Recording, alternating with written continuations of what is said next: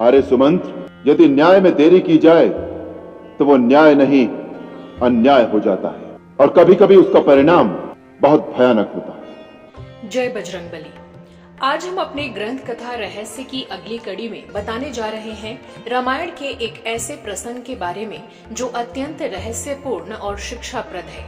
ये प्रसंग वाल्मीकि कृत शतकोटि रामचरित्र के अंतर्गत आनंद रामायण के राजकांडम के 10वें सर्ग में वर्णित है। रामायण की यह घटना तब घटित हुई जब मर्यादा पुरुषोत्तम श्री राम अयोध्या का राजपाट न्यायपूर्ण ढंग से चला रहे थे।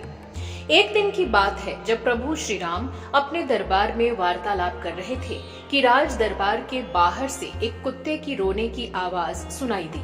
इसे सुनकर प्रभु श्री राम ने लक्ष्मण को आदेश दिया कि दरबार के सामने रो रहे कुत्ते को तत्काल हमारे सामने लाया जाए ताकि उसके रोने के कारण का पता चल सके। तब लक्ष्मण जी ने द्वारपाल को रोते हुए कुत्ते को सभा में लाने के लिए भेजा, किंतु जब द्वारपाल ने उस कुत्ते से दरबार में चलने की बात कही तो कुत्ते ने इनकार करते हुए कहा कि मैं दरबार में नहीं जा सकता, क्योंकि किसी भी कुत्ते के मंदिर, भोजनालय, राज दरबार आदि जगहों पर जाने से वो जगह अशुद्ध हो जाती है।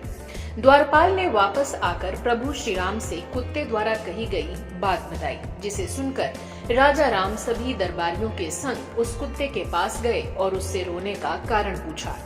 तब कुत्ते ने प्रभु श्री राम से अपने पैर का घाव दिखाते हुए कहा कि हे प्रभु, मैंने अपने स्वभाववश एक सन्यासी के भोजन को जूठा कर दिया, जिससे क्रोधित होकर उस सन्यासी ने मुझे पत्थर से मारकर मेरा पैर तोड़ दिया।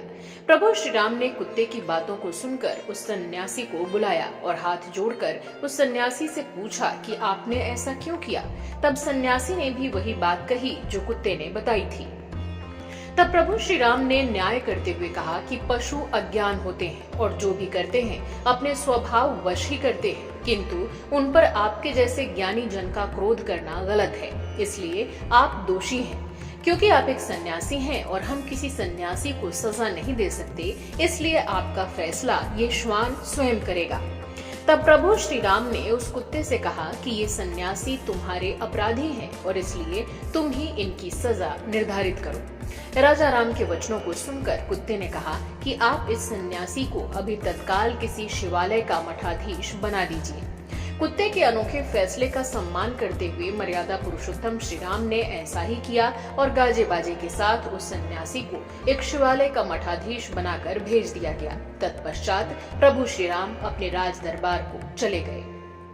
अब हम आपको बताएंगे उस रहस्य के बारे में जिसके चलते कुत्ते ने सजा के तौर पर उस सन्यासी को शिवालय का मठाधीश बनाया।